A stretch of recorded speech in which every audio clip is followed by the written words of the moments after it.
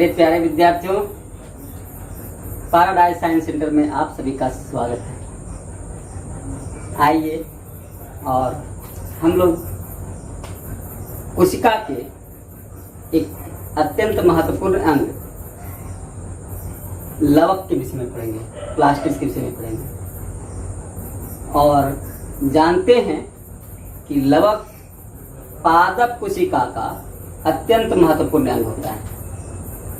यह जंतु कोशिका में नहीं पाया जाता है, लेकिन पादप कोशिका में पाया जाता है और पादप कोशिका का एक प्रमुख महत्वपूर्ण अंग है जो प्रकाश संश्लेषण के लिए आवश्यक होता है।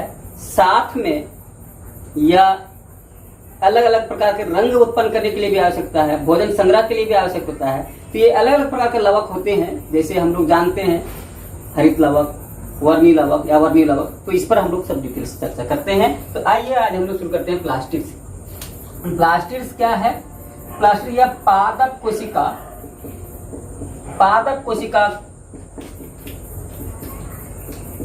का महत्वपूर्ण अंग।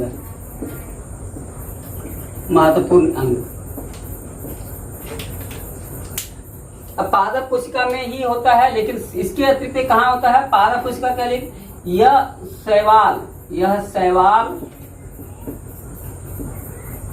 तथा यूगिलिना में भी पाया जाता है। यूगिलिना में भी पाया जाता है। ध्यान रखिएगा, यूगिलिना शैवाल तो हरा होता ही है, ये तो पता ही है। यूगिलिना जो रहता है जंतु और पादप के बीच की कड़ी मानी जाती है और इसमें हरित लवक भी होता है, जिसके चलते यह जरूरत होने पर प्रकाश संश्लेषण भी कर लेता है और आवश्यकता पड़ने पर भोजन को डायरेक्ट खा भी सकता है। इसलिए ये दोनों तरह से व्यवहार करता है, इसलिए इसको कहा गया है जंतु तथा पादप के बीच की कड़ी कहा गया है। ठीक है, यह एक अर्धस्वायत्त कोशिकांग है। यह अर्धस्वायत्त कोशिकांग है। ऐसे ही हम बताए थे माइटोकॉन्ड्रिया भी एक अर्धस्वायत्त अंग था। अर्धस्वायत्त का मतलब सेमी ऑटोनोमस का मतलब होता है जो अपना संचालन स्वयं करता हो, पूरी तरह से दूसरे पर निर्भर नहीं हो, केंद्रक या फिर कोशिका के अन्य अंगों पर निर्भर नहीं करता हो, अपना संचालन खुद कर लेता हो, अपना निर्माण खुद कर लेता हो, अपना प्रोटीन खुद कर लेता हो, अपना ऊर्जा खुद बना लेता हो, उसको हम कर लेते हैं स्वायत्त। तो इसको एक अर्धस्वायत्त अंग माना जाता है। पूर्ण रूप से स्वायत्त नहीं है, अर्धस्वायत्त है। कोशिका के अंग में से सबसे बड़ा अंग होता है केंद्रक। सबसे बड़ा अंग केंद्रक होता है, देखते भी होंगे, बड़ा केंद्रक होता है। उसके बाद जो दूसरा सबसे बड़ा अंग होता है वो है लवक। उसमें भी हरित लवक बड़ा होता है, उसमें भी सबसे बड़ा ये हमारे क्या कहते हैं ल्यूकोप्लास्ट या वर्णी लवक होता है, वो बहुत बड़ा होता है। तो ये कनेक्शन ये है कि लवक जो है एक बड़ा अंग है, लेकिन उतना बड़ा नहीं है जितना बड़ा केंद्रक है। केंद्रक के बाद दूसरा बड़ा है और केंद्रक के बाद दूसरा बड़ा है लवक, और लवक के बाद जो बड़ा होता है वो है माइटोकॉन्ड्रिया। तो लवक जो होता है ये जंतुओं में नहीं होता है, पादप में होता है, लेकिन माइटोकॉन्ड्रिया पादप और जंतु दोनों में होता है। ठीक है, तो इसलिए आपको ये ध्यान रखना कि तीसरा जो होगा सो माइटोकॉन्ड्रिया होगा और दूसरा होगा लवक होगा और पहला होगा वो केंद्रक होगा बड़ा अंगों में। लवक 3 प्रकार के होते हैं। कितने प्रकार के होते हैं? ये 3 प्रकार का है। लवक 3 प्रकार का है। इसको हम 3 भागों में बांट सकते हैं। एक को कहते हैं ल्यूकोप्लास्ट, इसको कहा जाता है यवर्णी लवक। बिना रंग का रहेगा इसलिए नाम हो गया वर्णी लवक। इसको कहते हैं, एक को कहते हैं वर्णी लवक है, इसको कहते हैं क्रोमोप्लास्ट।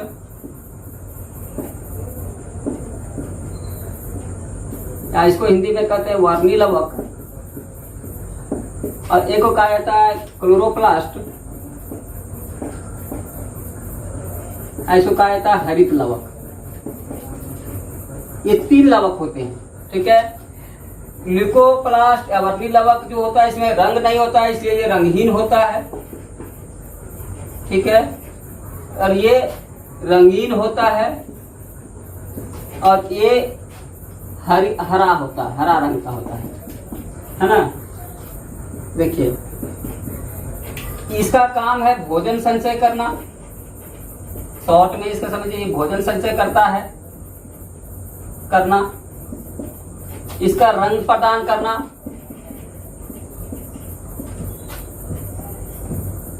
और इसका प्रकाश संश्लेषण करना। इसका काम है प्रकाश संश्लेषण करना,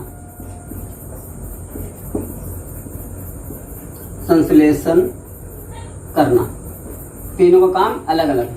ठीक है, ये श्वेत भागों, ये प्रकाश या अंधेरे भागों में ये कहाँ पाया जाएगा? तो जड़ में, बीज में, राइजोम में, भूमिगत तना में ये पाया जाएगा। भूमिगत तना में पाया जाता है ना। ये कहाँ रहेगा? इस जगह पे जहाँ पर कि बिल्कुल प्रकाश नहीं पहुंचता है, जहाँ पर प्रकाश नहीं रहता है, वहां पर पाया जाएगा ल्यूकोप्लास्ट। और ये पाया जाएगा फूल में, फल में तथा रंगीन भागों में। कहीं भी रंगीन दिख रहा है, रंगीन पत्ती, तो रंगीन भागों में। और ये कहाँ पाया जाएगा? ये हरा तना में, हरा पत्ता, हरा पत्ती, तना आदि में, जहां पर हरा भाग है। ठीक है, वहां पर ये पाया जाएगा। तो ये तीनों का 3 प्रकार होता है। प्रमुख, जो सबसे प्रमुख लवक है वो है क्लोरोप्लास्ट। ल्यूकोप्लास्ट होता है, ये इसका मेन है कि भोजन संचय करता है, और भोजन संचय करने के कारण इसको अलग अलग तरह से भोजन संचय करता है, तो इसको 3 भागों में फिर बांट दिया जाता है। तो थोड़ा सा हम देख लेते हैं। ल्यूकोप्लास्ट के विषय में देखते हैं कि इसका जो ये तो क्या होता है, रंगहीन भाग में पाया जाएगा। ये रंगहीन भाग में पाया जाता है, रंगहीन भाग में होता है। और भोजन संचय के आधार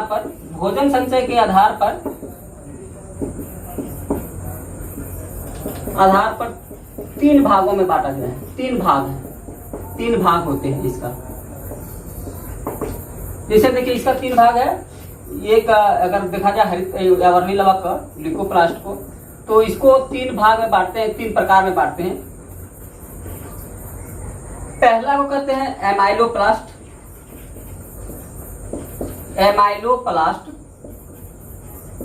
दूसरा को कहा जाता है इलियोप्लास्ट।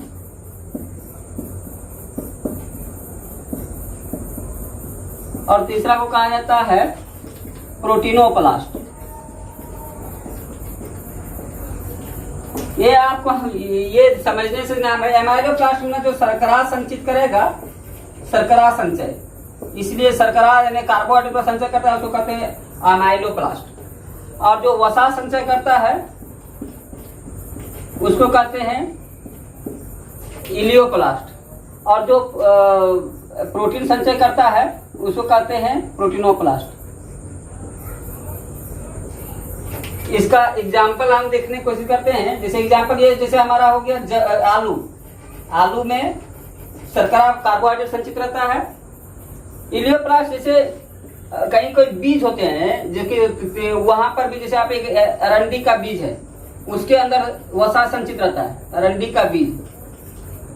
ठीक है, तो उसके अंदर ये संचित रहता है, तो वो इलियोप्लास्ट वहां पर है। जो हरित लवक, सॉरी यावर्णी लवक जो होगा, वहां का जो उसका यावर्णी लवक का नाम हो जाएगा इलियोप्लास्ट। इसी तरह से जैसे मकई का दाना में, मकई का बीज, इसमें जो प्रोटीन रहता है जो भाग, तो उसमें हम लोग कहेंगे प्रोटीनोप्लास्ट। ऐसे ही ये अलग अलग तरह से इसका मुख्य काम हम लोग देखें तो क्या रहता है ल्यूकोप्लास्ट का मुख्य कार्य, इसका काम रहता है भोजन संचय करना। ल्यूकोप्लास्ट में क्लोरोफिल नहीं पाया जाता है। क्लोरोफिल या ग्राना कह सकते हैं, क्लोरोफिल या ग्राना नहीं पाया जाता है, इसलिए फोटोसिंथेसिस नहीं कर सकता है।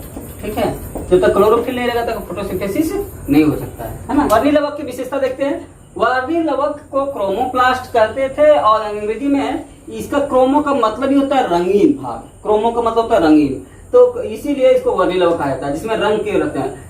और ये कहाँ पाया जाता है? पादप के रंगीन भाग में। पादप के रंगीन भाग को होते हैं तो ज्यादातर फूल या फल, तो कुछ पत्ते भी रंगीन हो सकते हैं, तो उसमें भी कुछ अन्य रंगीन भागों में। ठीक है, अब परागन क्रिया में इसका रंग होता है, तो रंगों से कीट पतंग आकर्षित होते हैं, जिससे इसका परागन क्रिया जो है वो आसानी से हो जाता है। विभिन्न वर्णक जो इसके अंदर पाए जाते हैं, अलग अलग प्रकार के वर्णक पाए जाते हैं जो अलग अलग रंग प्रदान करता है। जैसे टमाटर में जो होता है लाइकोपिन का वर्णक पाया जाता है जो लाल रंग प्रदान करता है। गाजर में कैरोटीन वर्णक पाया जाता है, लाल ही रहता है, यानी गाजरी का कहते हैं उसको। हल्दी में कुरकुमीन रहता है, पीला टाइप का कलर रहता है। बैंगन में जेंथोसाइनिन रहता है, बैंगनी रंग का हो जाता है उसके चलते। चुकंदर में बिटरनिन रहता है जिसके चलते इसका भूरा रंग हो जाता है। पीला फूल में जेंथोफिल रहता है जिसके चलते जेंथोफिल के चलते पीला दिखाई देता है। इस तरह से पपीता में कैरकाजेंथिन रहता है जिसके इसके चलते भी ये पकने पर पीला होता है। अर्थात ये सभी इसके रंग देने के लिए जो है अलग अलग प्रकार के वर्णक पाए जाते हैं, ठीक है, जिसके चलते ये वर्णी लवक अलग अलग प्रकार का रंग प्रदान करता है। ओके, ठीक है।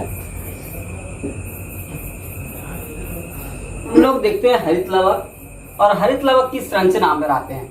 तो हरित लवक जो होता है, क्लोरोप्लास्ट जो होता है, क्लोरो का मतलब ही होता है हरा, प्लास्ट मतलब लवक। तो हरित लवक इसके आधार पर हम लोग हिंदी में बोलते हैं। ये बड़े पादप में ज्यादा संख्या में एक कोशिका पाया जाता है, करीब करीब 20 से 40 पाया जाता है। एक कोशिका के अंदर 20 से 40 हरित लवक पाए जाते हैं, जबकि शैवाल में कभी कभी एक ही पाया जाता है, कभी कभी 2 पाया जाता है, कभी कभी 1 से 14 तक भी पाए जाते हैं। लेकिन बड़े पादप में ज्यादा संख्या पाया जाता है, शैवालों में कम संख्या पाया जाता है।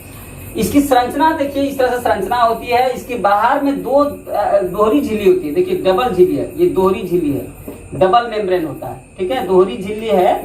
ये आप माइटोकॉन्ड्रिया में भी दोहरी झिल्ली देखे थे, यहाँ भी दोहरी झिल्ली है।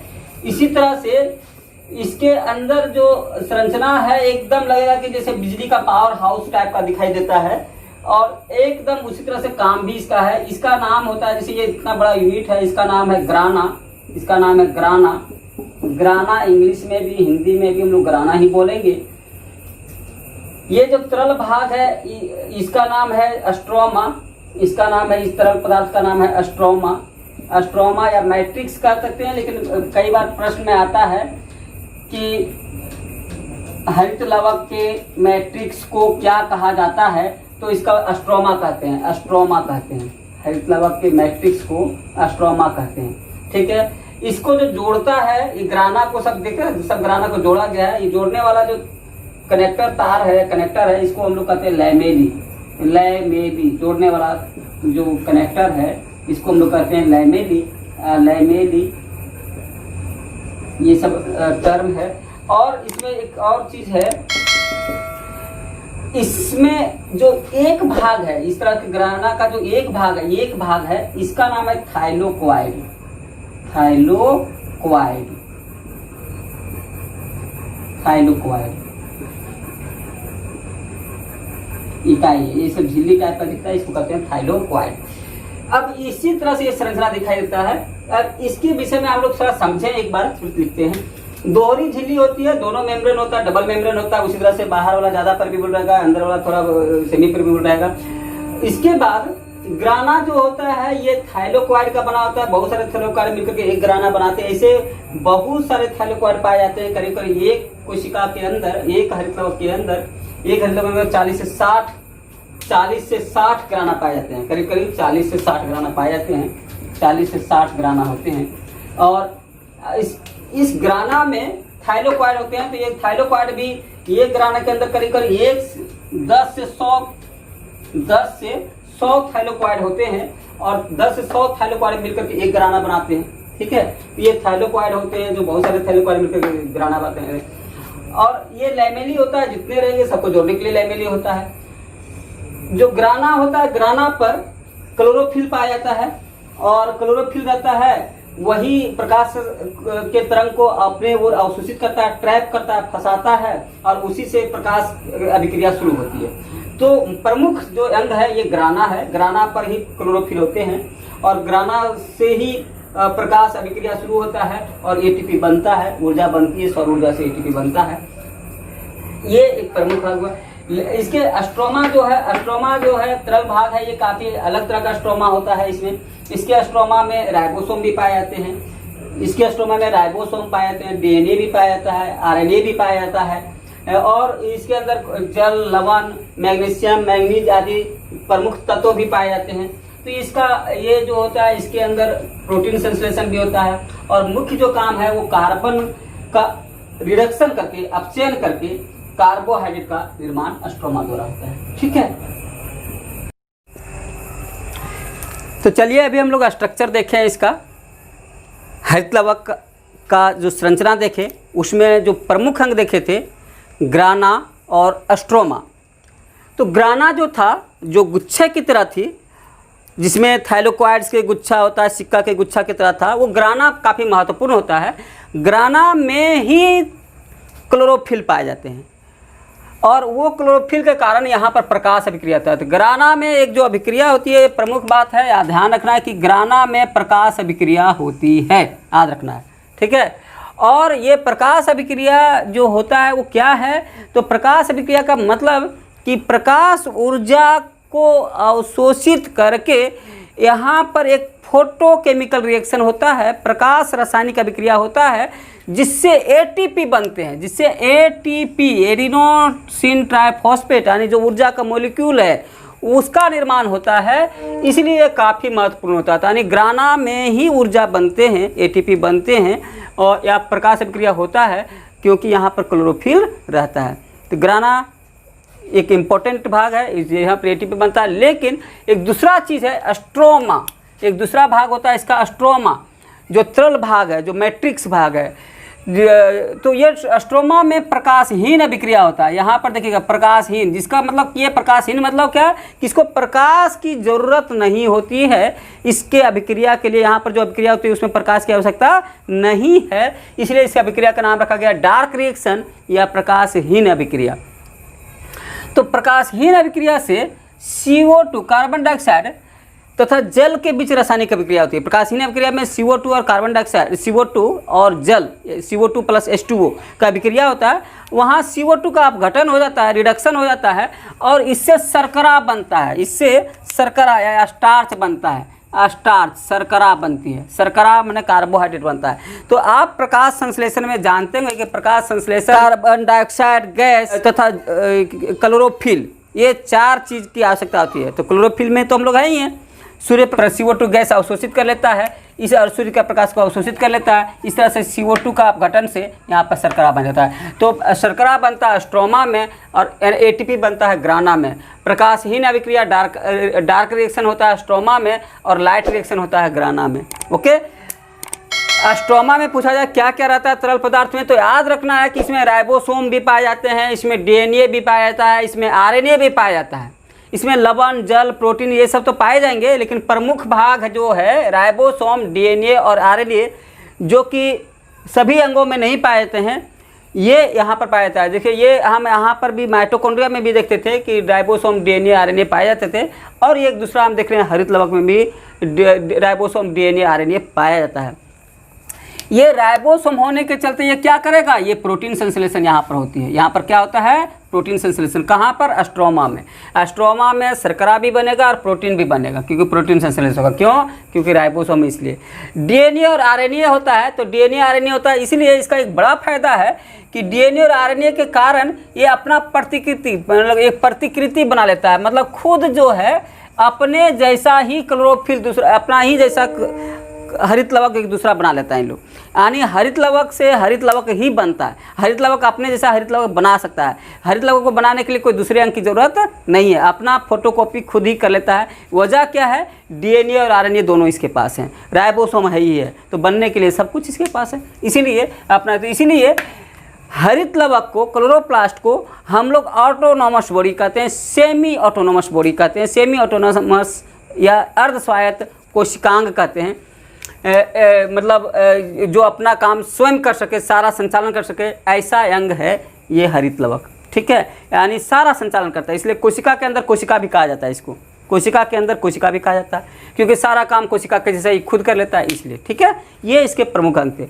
अब एक इसमें जो प्रमुख अंग है वो है क्लोरोफिल। तो हम देखते हैं क्लोरोफिल या पर्णहरित, जिसको हिंदी में कहते हैं, ये क्लोरोफिल और पर्णहरित, यहाँ पर जो बार बार चर्चा होती है, हरित लवक हरा क्यों है, क्लोरोप्लास्ट हरा क्यों है, क्योंकि यहाँ एक विशेष पिगमेंट पाया जाता है। उस पिगमेंट का नाम है क्लोरोफिल।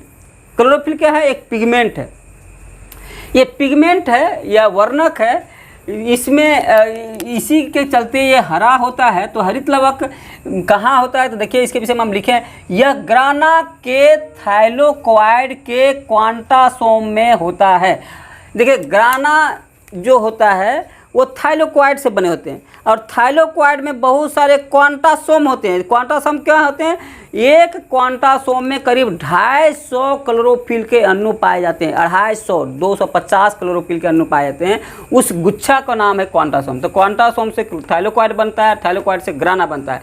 अर्थात अगर कहा जाए तो क्लोरोफिल ग्राना में पाया जाता है, ग्राना में पाया जाता है। ग्राना किससे बना होता है, थाइलोक्वाइड से। थाइलोक्वाइड किससे बना होता है, क्वांटासोम से। और क्वांटासोम किससे बना होता है, तो क्लोरोफिल से। ओके, क्लोरोफिल में देखिए, क्लोरोफिल में मैग्नीशियम धातु पाया जाता है, मैग्नीशियम धातु पाया जाता है। मेनली जो इसका देखा जाए तो धातु नहीं है, एक धातु है विशेष रूप से मैग्नीशियम, जो प्रकाश के उपस्थिति में तेजी से अपना इलेक्ट्रॉन त्याग करता है, और जिससे एक रिएक्शन का चेन शुरू हो जाता है, रिएक्शन का श्रृंखला शुरू हो जाती है। इसलिए मैग्नीशियम के चलते ही क्लोरोफिल तेजी से अभिक्रिया करता है प्रकाश की उपस्थिति में, है ना। तो हम लोग देखते हैं ये क्लोरोफिल कितने प्रकार के होते हैं। ये अगर देखा जाए तो क्लोरोफिल बहुत प्रकार के हैं, और ख़ास करके इसके 7 से 8 प्रकार देखे गए हैं, 8 प्रकार के रूप में हम लोग पढ़ते हैं। तो इसमें जो क्लोरोफिल देखा जाए, पहला का जो प्रमुख रूप से है क्लोरोफिल ए, क्लोरोफिल बी। ये 2 बड़े प्रमुख क्लोरोफिल हैं, क्लोरोफिल ए और क्लोरोफिल बी, ये सबसे प्रमुख है, जो पेड़ पौधे, बड़े पेड़ पौधे में पाए जाते हैं। ये क्लोरोफिल ए और क्लोरोफिल बी जो होता है, इसमें हमारे बड़े पेड़ पौधों में क्लोरोफिल ए और क्लोरोफिल बी का अनुपात 3:1 होता है। ये BBI है, इसको ध्यान रखना है। क्लोरोफिल ए और क्लोरोफिल बी 3:1 होता है, मतलब 75% क्लोरोफिल ए और 25% क्लोरोफिल बी होता है बड़े पेड़ पौधों में। एक चीज़ और जानिए, क्लोरोफिल ए जो होता है ये मैग्नीशियम तत्व सभी में होता है। जैसे देखिए क्लोरोफिल का सूत्र अगर देखा जाए तो ये का सूत्र है, क्या जानते हैं, ये है C55H72 MgN4O5, ये होता है क्लोरोफिल ए। इसी तरह से क्लोरोफिल बी का सूत्र देखा जाए तो होता है C55H70 MgN4O5, यानी इसमें मिथाइल ग्रुप होता है, इसमें एक ग्रुप होता है CH3 ग्रुप, और इसमें अल्डिहाइड ग्रुप होता है CHO ग्रुप। इस तरह से ये अलग अलग ग्रुप वाले बने होते हैं, इसलिए थोड़ा सा नाम ए और बी हो जाता है। मतलब लगभग रिएक्शन एक ही रहता है, chemical, carbon, hydrogen, oxygen, nitrogen, magnesium सब एक ही है, लेकिन ग्रुप अलग हो जाता है, फंक्शनल ग्रुप, इसलिए ABCDE कहते हैं इसको। ठीक है, तो यहाँ पर देखिए तो कार्बन क्या है, अधातु है, हाइड्रोजन क्या है, अधातु है, नाइट्रोजन क्या है, अधातु है, ऑक्सीजन क्या है, अधातु है, लेकिन एक धातु है मैग्नीशियम, यानी सभी में मैग्नीशियम रहता है, इसलिए ये तेजी से अभिक्रिया करता है। क्लोरोफिल ये जो होता है सभी पेड़ पौधे में पाया जाता है, इसलिए कहा जाता है इसको यूनिवर्सल कहते हैं हम लोग। ये यूनिवर्सल मतलब सभी में पाए जाएंगे, जितने क्लोरोफिल होते हैं, जितने हरित लवक रहेंगे, वो सभी हरित लवक में क्लोरोफिल ये रहेगा ही रहेगा। क्लोरोफिल बी जो होता है उस शैवाल को छोड़ दीजिए, बाकी सब में रहता है। शैवाल में नहीं रहते हैं, बाकी सब में रहता है, ये शैवाल को छोड़कर बाकी सब में रहता है। पादप में क्लोरोफिल ए, क्लोरोफिल बी जो है, जो बड़े पादप का अनुपात होता है 3:1। छोटे में शैवाल में अलग अलग अनुपात होते हैं, लेकिन बड़े पादप के लिए 3:1 होता है। शैवाल में देखा जाए तो क्लोरोफिल ए तो रहता है, लेकिन साथ में क्लोरोफिल सी रहेगा, चाहे क्लोरोफिल डी रहेगा, चाहे क्लोरोफिल ई रहता है। जैसे सी रहता है भूरा शैवाल में, डी रहता है लाल शैवाल में, ई रहता है, शैवाल का एक प्रकार है जेंथोफाइसी, उसमें रहता है। तो ये इस तरह से शैवाल में ये क्लोरोफिल पाए जाते हैं, ये CDE। और जो बैक्टीरियो क्लोरोफिल ये है, नाम ही है बैक्टीरियो क्लोरोफिल ये, इसका मतलब बैक्टीरिया का है। बैक्टीरियो क्लोरोफिल बी, इसका मतलब बैक्टीरिया का है। बैक्टीरियो विरिडिन, ये बैक्टीरिया का है। तो ये सभी जो है सो किसी विशेष तरह के बैक्टीरिया जो होते हैं, फोटोसिंथेटिक बैक्टीरिया या नाइट्रोजन फिक्सिंग बैक्टीरिया, ये सब बैक्टीरिया भी कुछ प्रकाश संश्लेषण के काम करते हैं। इस बैक्टीरिया में भी क्लोरोफिल पाए जाते हैं, तो इसमें कहा जाता है bacterio chlorophyll A, bacterio chlorophyll B और बैक्टीरियो विरिडिन, इस तरह के जीवाणुओं में पाए जाते हैं।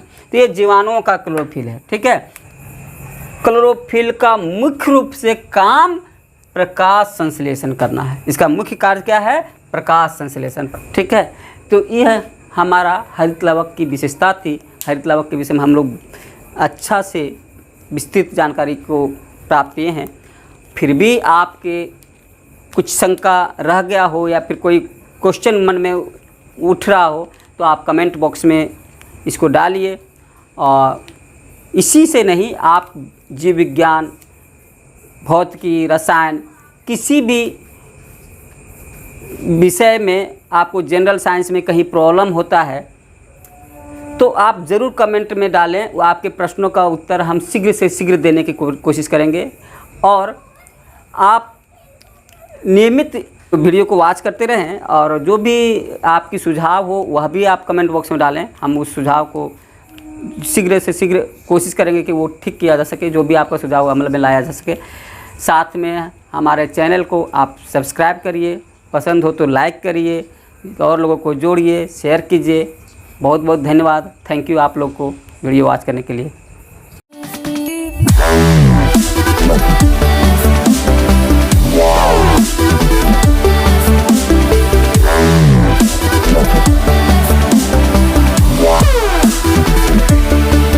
Yeah.